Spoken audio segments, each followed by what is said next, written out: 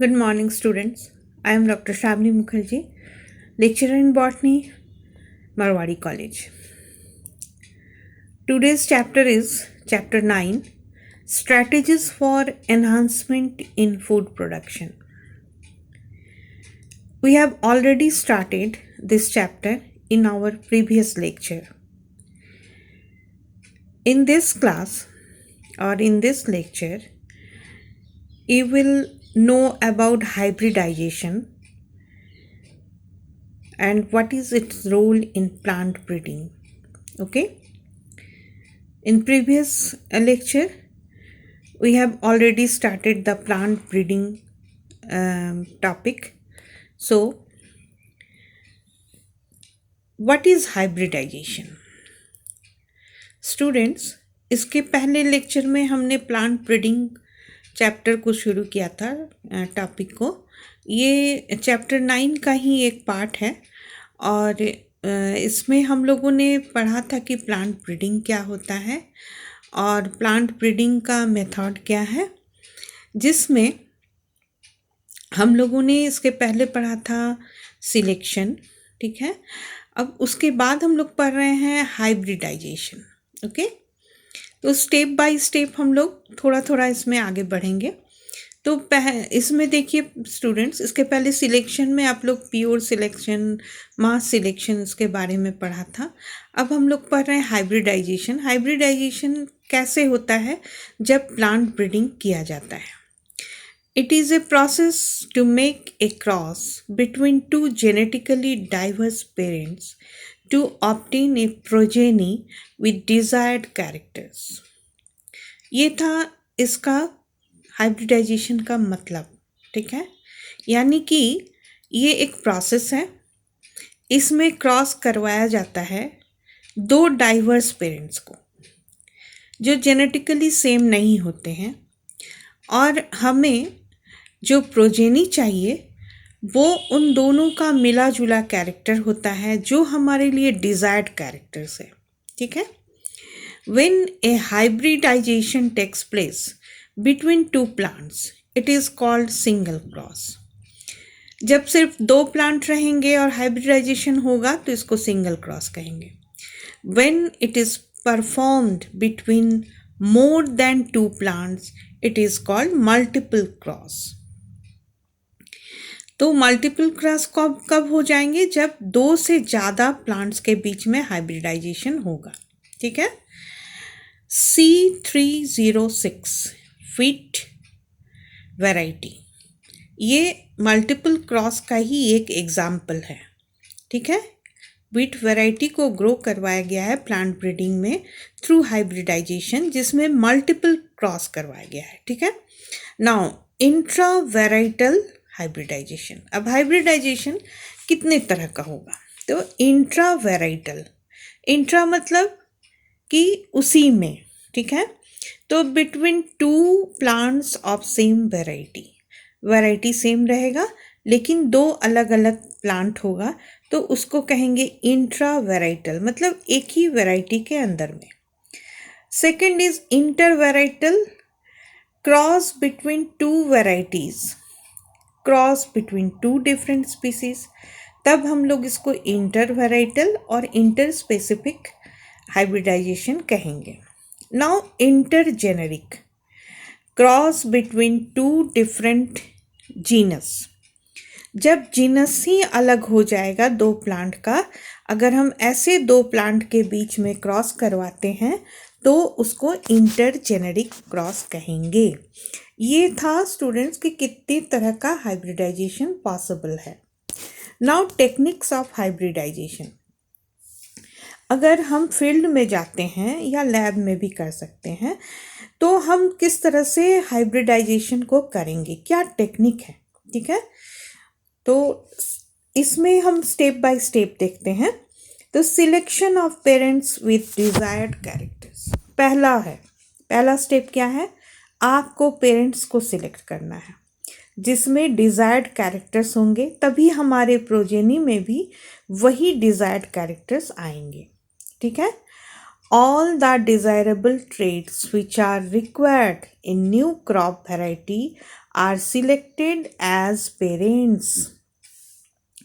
तो जितने भी डिज़ायरेबल ट्रेट्स माने जितने भी कैरेक्टर्स आपको अच्छे लगते हैं आपके लिए, जो रिजल्ट देंगे, जो फ्रूटफुल होंगे, वैसा कैरेक्टर को आप चुनेंगे और उसी कैरेक्टर के बेसिस पर आप पहले क्या करेंगे कि क्रॉप वैरायटी में पेरेंट्स को चुन लेंगे। ठीक है, तो ये हो गया पहला। Now selfing. सेकंड स्टेप में हम क्या करेंगे, टू सेल्फिंग तो आप जानते हैं, पेंडल्स लॉ आप पढ़े ही हुए थे। तो सेल्फिंग मतलब कि अपने में सेल्फ क्रॉस करवाना। To bring homozygous parents all the plants allowed for selfing, मतलब कि हमें देखना है कि जो पेरेंट्स हैं वो अगर अपने में सेल्फ क्रॉस करते हैं और उसमें से जो प्रोजेनी निकलता है वो भी अपने पेरेंट्स की तरह ही है, कोई दूसरा कैरेक्टर्स नहीं है, तो ये क्या हो जाएगा, होमोजाइगस हो जाएगा। ठीक है, होमोजाइगस कौन होंगे, तो पेरेंट्स जो है वो होमोजाइगस है। Now third is emasculation. ये आपके प्रैक्टिकल से भी रिलेटेड है, इसीलिए आप इसको थोड़ा ध्यान देंगे स्टूडेंट्स। इमैस्कुलेशन क्या होता है, removal of stamens or anthers from flower without disturbing female reproductive organ। emasculation क्या हो गया, जब हम stamens और anthers को एक बाइसेक्सुअल फ्लावर से निकाल देते हैं और उसके ओवरी को डिस्टर्ब नहीं करते हैं, तब इस तरह के प्रोसेस को कहा जाता है emasculation। It is essential for bisexual flower to check self pollination। क्योंकि स्टूडेंट्स हमको दो पेरेंट्स में क्रॉस करवाना है और अगर फ्लावर बाइसेक्सुअल है तो अगर हम स्टेमन को छोड़ देंगे तो वहीं पर इसका सेल्फ पॉलिनेशन हो जाएगा। हमें क्या करवाना है, क्रॉस पॉलिनेशन करवाना है, क्योंकि हाइब्रिडाइजेशन प्रोसेस है। तो हाइब्रिडाइजेशन प्रोसेस के लिए हम बाइसेक्सुअल फ्लावर से जब मेल पार्ट को हटाते हैं तो उसको इमैस्कुलेशन कहते हैं। Now number 4 step, bagging. The emasculated flower immediately covered by paper or polythene bags. It prevents unwanted pollen to come in contact with emasculated flower। तो जब हमने हमारे फ्लावर से, जो एक बाइसेक्सुअल फ्लावर था, उससे हमने जब एंथर को हटा दिया तो हम तुरंत उस फ्लावर को एक पॉलीथीन बैग से बांध देंगे। ठीक है, और इसलिए करेंगे ताकि बाहर से कोई पॉलन उसको आके डिस्टर्ब ना करे।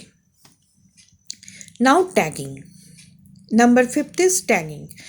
The emasculated flower must be tagged by writing every step with date and time। जब आपका emasculation का जो प्रोसेस था वो ख़त्म हो जाएगा, उसके बाद जैसे ही आप बैगिंग करेंगे तो तुरंत आप उस फ्लावर में आपने कब इमैस्कुलेशन किया है और कब उस फ्लावर को बैगिंग किया है उसका डेट पूरा आपको लिखना होगा। ठीक है, और उसको एक पेपर में लिख के उसी फ्लावर में आप टैग कर देंगे, तो इस प्रोसेस को हम कहते हैं tagging. The last step is pollination। During artificial pollination, the mature and viable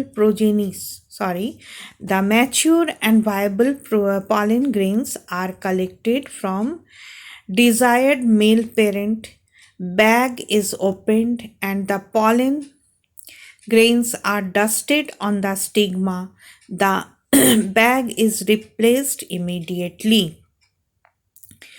तो लास्ट स्टेप है पॉलिनेशन स्टूडेंट। इसमें हम क्या करते हैं कि हमारा जो मेल पेरेंट है उससे हम पॉलिन ग्रेन्स को कलेक्ट कर लेंगे और उसको लाके फिर हम क्या करेंगे कि बैग को जो हमने फीमेल फ्लावर में बांध के रखा है इमैस्कुलेटेड फ्लावर में, उसको ओपन करेंगे और पॉलिन को उसमें डाल देंगे फीमेल फ्लावर के ओवरी के ऊपर, और उसके बाद डस्टिंग कर देंगे। ऊपर में, नीचे में ओवरी रहेगा, ऊपर में स्टिग्मा है, तो स्टिग्मा में ही हम उसको डस्टिंग कर देंगे, क्योंकि स्टिग्मा क्या होता है, पॉलिनेशन का स्टेशन होता है। पॉलिन यहीं आके पहले आते हैं तब ओवरी तक जाते हैं, इसीलिए हम स्टिग्मा में उसको डस्ट कर देंगे।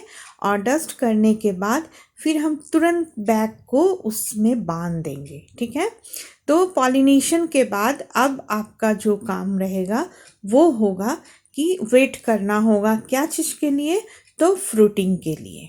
फ्रूटिंग आने के बाद फिर हम सीड को कलेक्ट करेंगे। ठीक है, तो इस तरह से ये हाइब्रिडाइजेशन प्रोसेस कंप्लीट होता है।